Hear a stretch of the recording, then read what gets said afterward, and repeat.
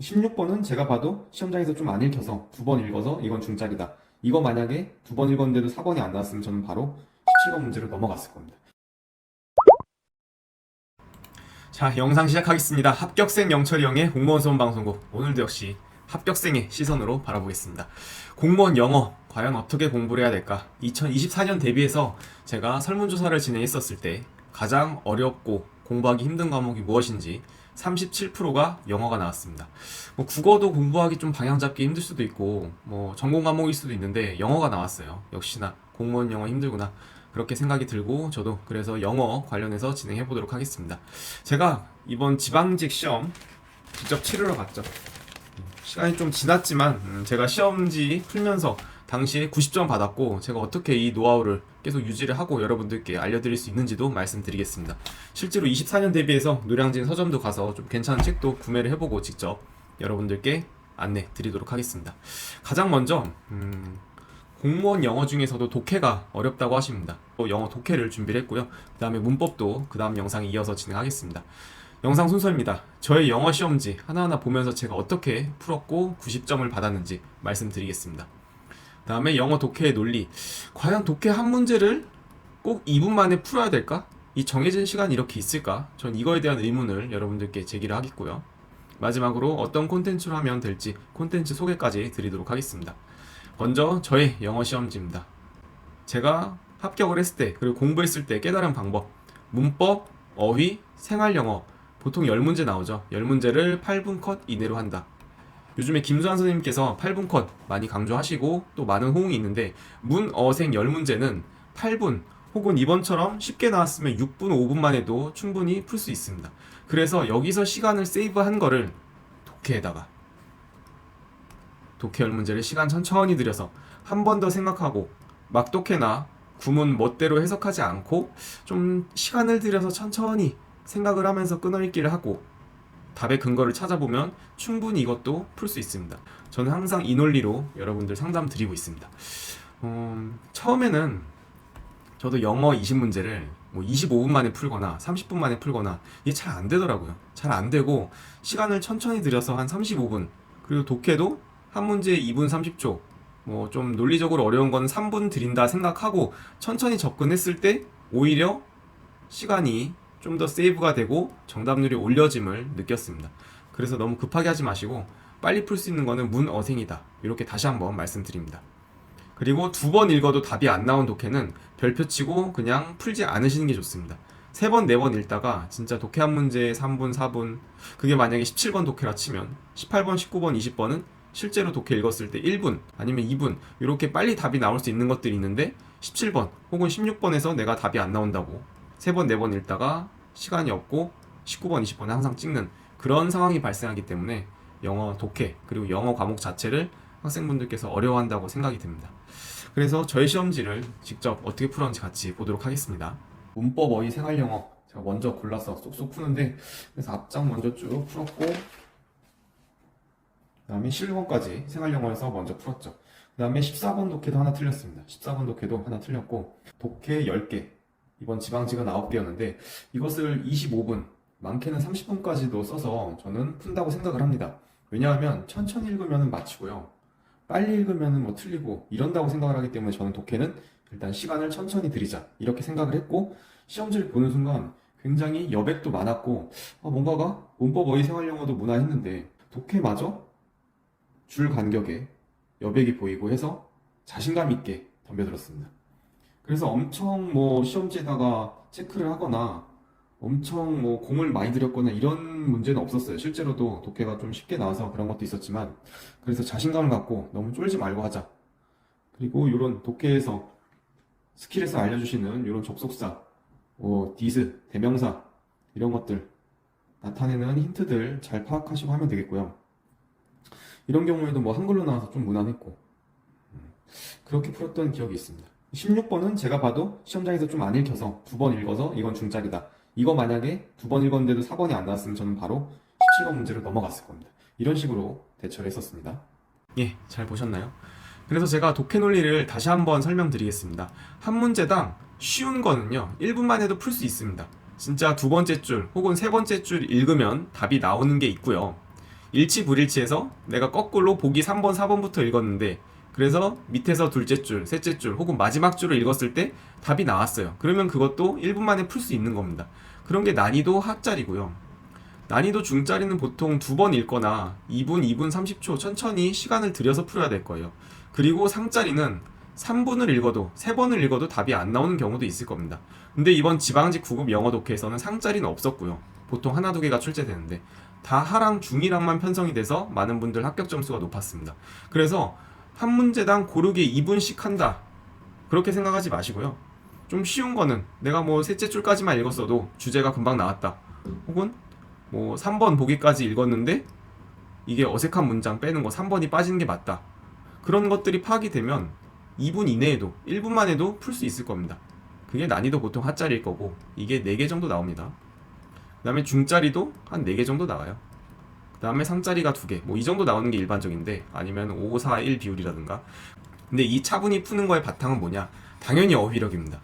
제가 이따가 심슨 구문책을 추천한 이유가 이 어휘력을 좀 더 기를 수 있고 하기 때문에 이 책을 추천드리는 건데, 어휘력을 바탕으로 구문 해석과 그 다음에 독해 스킬을 체득하셔야 됩니다. 이게 중요하고요. 그 다음에 같은 구문, 그 같은 문장을 3회독 이상 하지는 않으셨으면 좋겠습니다.